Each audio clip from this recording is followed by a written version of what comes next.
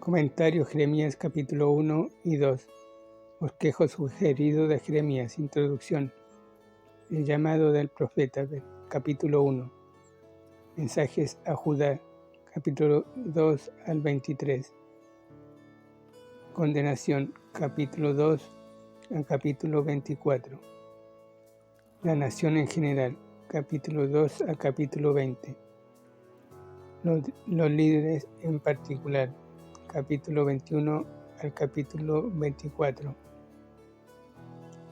Cautiverio, capítulo 25 al capítulo 29. Restauración, capítulo 30 al capítulo 33. Sufrimiento de Jeremías, capítulo 34 al capítulo 45. Antes del asedio de Jerusalén, capítulo 34 al capítulo 39. Después del asedio con el remanente, capítulo 40 al capítulo 45. Mensajes a las naciones, capítulo 46 a capítulo 51. A Egipto, capítulo 46. A Filistea, capítulo 47. A Moab, capítulo 48. Amón, capítulo 49, versículos 1 al 6. Edom, capítulo 49, versículos 7 al 22. Siria, Cedar, Elam, capítulo 49, al versículo 23 al 39. Babilonia, capítulo 50 y 51. Babilonia se menciona 170 veces en Jeremías. Conclusión, cautiverio y liberación del profeta. Capítulo 52. Notas preliminares a Jeremías. El nombre Jeremías significa aquel a quien Jehová nombra. Sin el nombramiento de Dios, el profeta no podría haber continuado ministrando fielmente. Procedía del linaje sacerdotal y vivía en la ciudad sacerdotal de Anatot. Parece que tenía cierta riqueza personal porque pudo comprar tierras e incluso contratar a un escriba. Lo llamaron al ministerio cuando era niño. Capítulo 1, versículo 4 al 6. Esto fue en el año 627 a.C.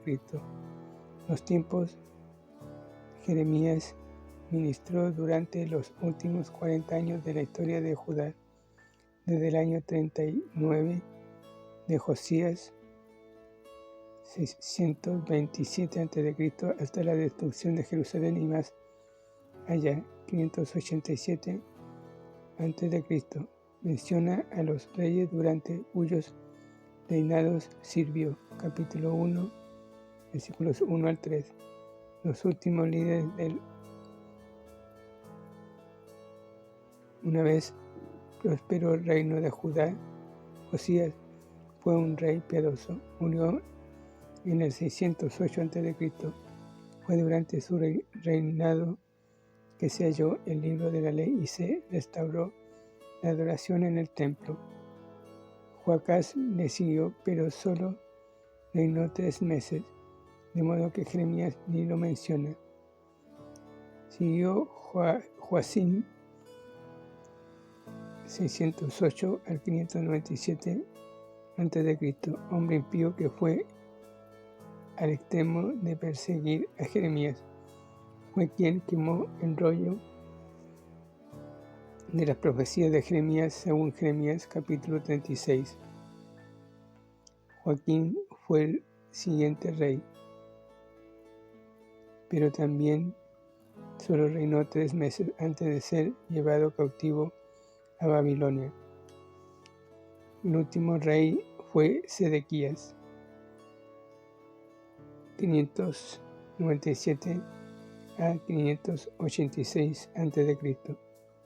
Presidió presidió sobre la ruina de la nación y la captura de la ciudad de Jerusalén, de modo que el profeta Jeremías vivió para ver a su amada nación caer en el pecado. La guerra y el juicio, sin embargo, a través de todo eso fue fiel al predicar la palabra de Dios por toda la tierra. Cuando Jeremías empezó su ministerio, Asiria era la mayor potencia del mundo. Pero Egipto y Babilonia rápidamente fueron ganando fuerza. En el 607 a.C., Babilonia conquistó Nínive y destruyó el poder de Asiria. Babilonia entonces atacó a Judá y los políticos de Judá le aconsejaron al rey que pidiera la ayuda de Egipto.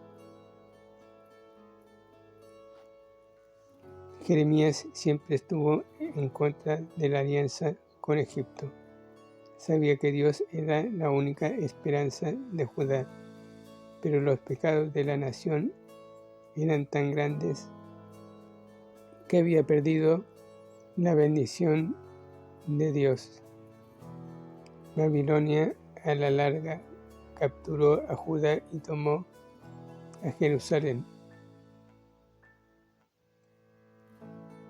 606 a 586 a.C.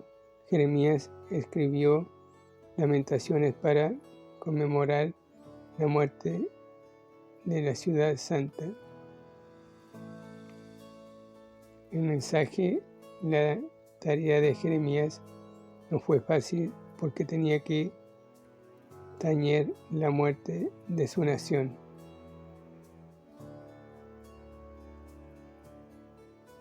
Y el exilio de su gente.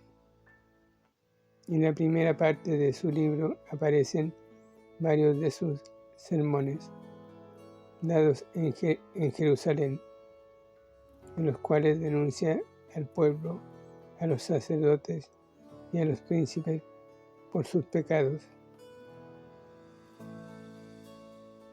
especialmente el pecado de idolatría. En el capítulo 25 anuncia que la nación irá 70 años al cautiverio y luego volverá para establecerse de nuevo. En el capítulo 31 profetiza un nuevo pacto entre Jehová y su pueblo. No un pacto de ley y obras escritas en piedra, sino uno de amor y fe, escrito en el corazón. En los capítulos finales, Jeremías se refiere a la nación gentil que rodeaban a Judá y les cuenta los planes de Dios para ellas. Una de las palabras claves en el libro es rebelde.